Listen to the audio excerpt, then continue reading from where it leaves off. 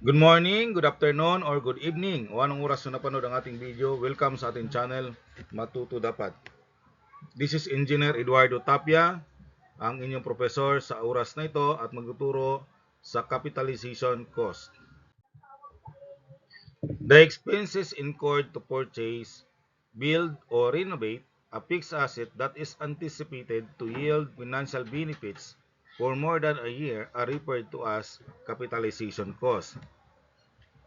Capitalization cost examples are the following. Number one, the cost of purchasing buildings, machines, or equipment.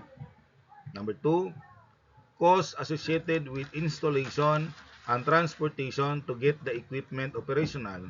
Number three, the work and supplies utilized in building or improving the asset. Number four, interest on borrowed money utilized for building. Number five, regular maintenance, utilities, and payroll for continuing operation. The formula, we have K equals C plus W over 1 plus I raised to N minus 1.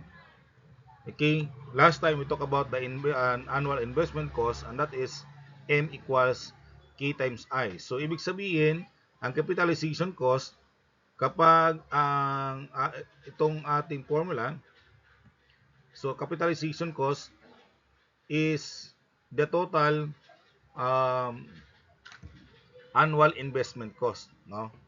So if we have to multiply K times I, that is the annual investment cost. Okay, so ang ating K is the capitalization cost, the C is original cost of an asset, I interest rate, and total number of compounding period, T time in years, W wearing value, and L is the salvage value. Example 1, the original cost of a machine is 30,000 pesos and will have a salvage value of 1,500 when retired at the end of 12 years. If money is worth 6%, find the capitalization cost. So, ang given natin, ang ating cost ay 30,000, ang salvage value ay 1,500, interest ay 6%, time is 12. So, therefore, ang ating wearing value ay C minus L, and that is 30,000 minus 1,500, and that is equal to, ito po yung ating magiging solution to find the capitalization cost. So, K equals C plus W divided by 1 plus I raised to N minus 1. So, ang total cost natin of the asset is 30,000. That is the original cost, no? Yun yung pagbili natin ng machine na ito. Plus, the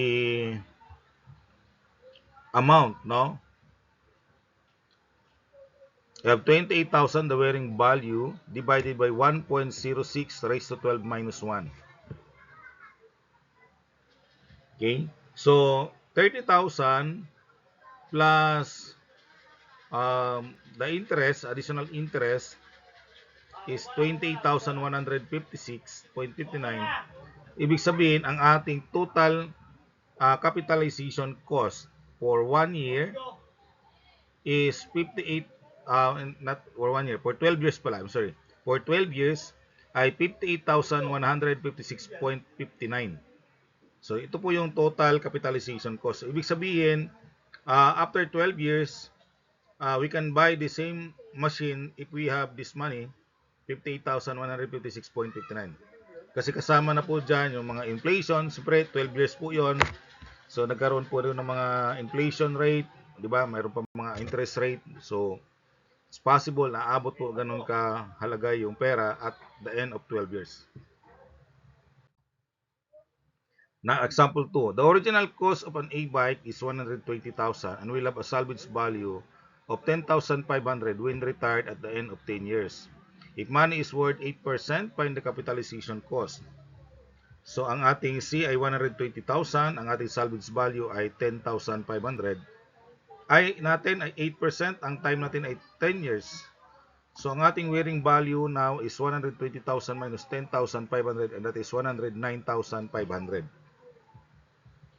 So, to find the capitalization cost, you have K equals C plus W over 1 plus I raised to N minus 1. So that is 120,000 plus 109,500 times divided by 1.08 raised to 10 minus 1.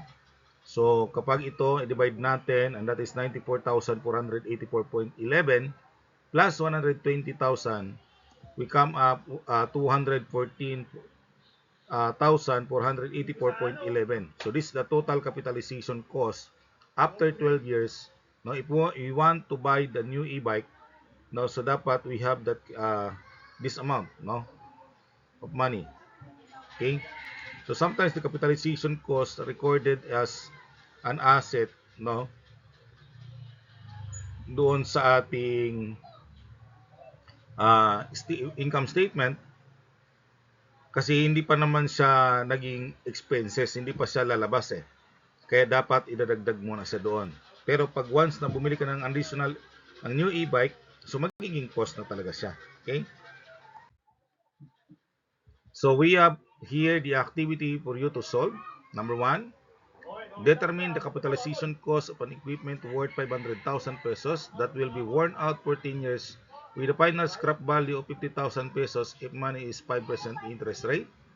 Number 2, find the capitalization cost of a car worth 1,500,000 pesos that will be worn out for 15 years with final scrap value of 180,000 pesos if money is 6.5% interest rate. Number 3, determine the capitalization cost of a cargo truck worth 2,550,000 pesos that will be worn out for 12 years with final scrap value of 350,000 pesos. If money is 7% interest rate. Number 4, the estimated maintenance cost of a city street is 150,000 pesos per kilometer at the end of 1 year. Determine the capitalized cost of this maintenance road per kilometer if money is worth 6%. Alright, so that is our topic, the capitalization cost. I hope you learned from this video. Thank you very much for watching. Please don't forget to like, share, and subscribe to this channel. Maraming salamat. God bless you.